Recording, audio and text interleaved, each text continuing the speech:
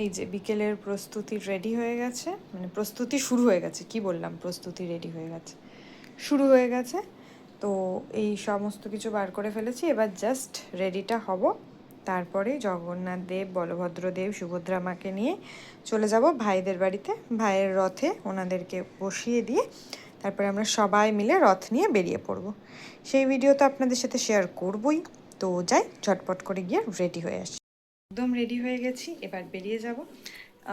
রথের ভাইরাও রেডি হয়ে গেছে মোটামুটি রথ বের করার জন্য। এই যে সুন্দর সুন্দর যোগু দাদাওয়ালা কানের গলার এগুলো পরে নিয়েছি আমি।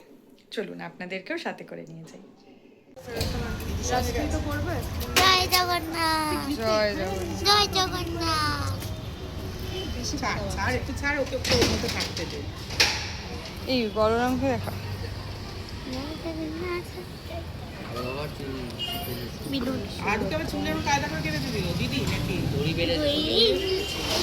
ও বেঁধে এসেছিল একরকম পেয়েছি, ওরকম পেয়েছি। ও বললো উইটে গেছে তো।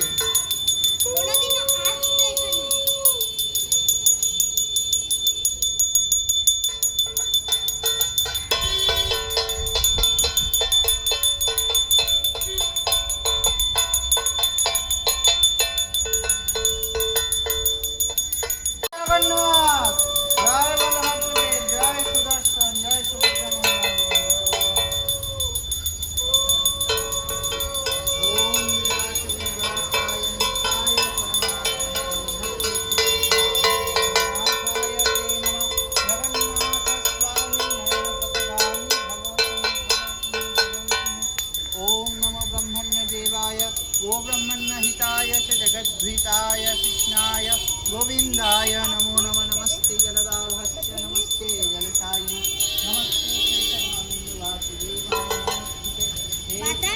ভেঙে গেল আমাকে দিবি, আমি আন্টির হাতে দিয়ে দেবো। এটা দিয়ে বাজাবো। ओम शांताकारं भुजगशयनं আমি তো এখানে भवरनां शुभांगं लक्ष्मीकान्तं कमलनयनं योगिभिर्भानुरण्यं वन्दे विष्णुं भवभयहरं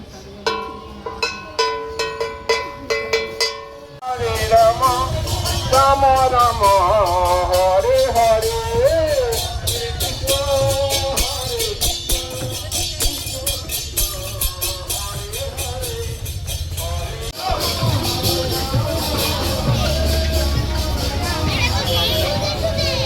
जय जगन्नाथ।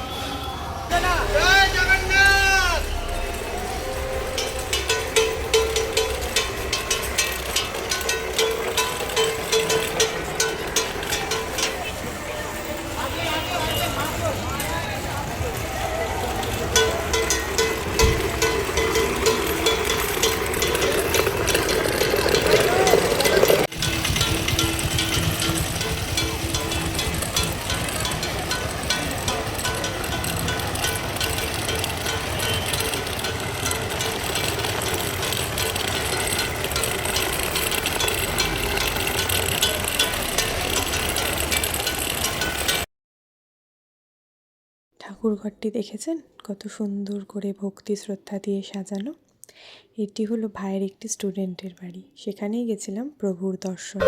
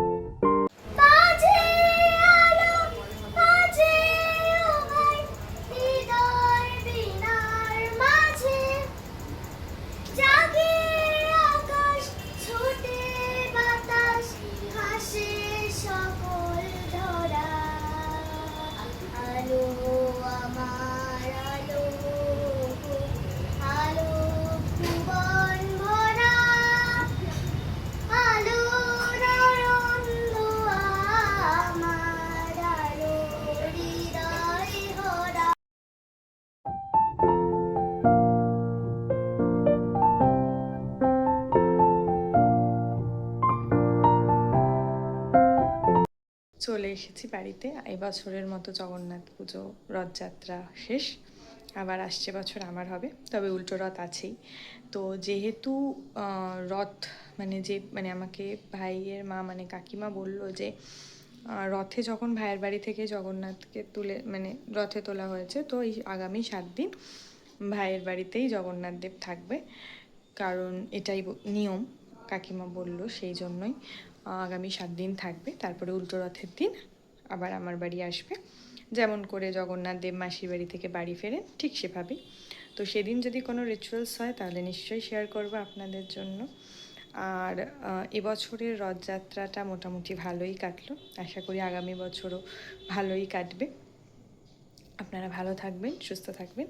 আর এর মধ্যে যদি কোনো ব্লগ পোস্ট হয়, বড় কোনো ব্লগ, তাহলে তো দেখতেই পাবেন। আর যদি না হয় শর্টস তো করবই।